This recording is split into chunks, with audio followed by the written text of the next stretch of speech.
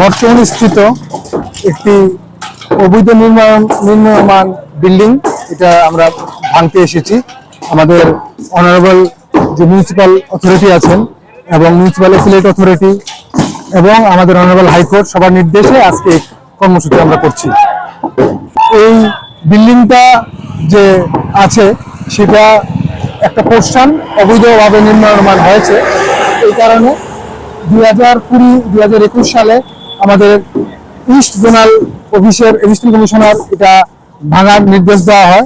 এরপরে আমাদের municipal appellate authority 2023 সালে এই বিল্ডিংটাকে ভাঙার জন্য নির্দেশ দেওয়া হয় এবং সেই সঙ্গে আমাদের মিউনিসিপ্যাল অথরিটি যে আছেন ওনারা এটা বিল্ডিং ভাঙার জন্য নির্দেশ দেওয়া হয়। আমরাও বেশ কয়েকটা রিমাইন্ডার দিই এবং শেষমেশ অর্ডার মূল্যে আমরা এসেছি এবং অনারেবল হাইকোর্টও এই নির্দেশিকাকে ওনারা সমর্থন জানিয়েছেন।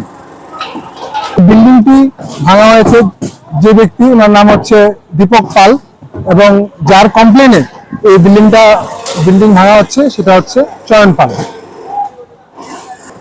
এটা হচ্ছে মরচুমনি।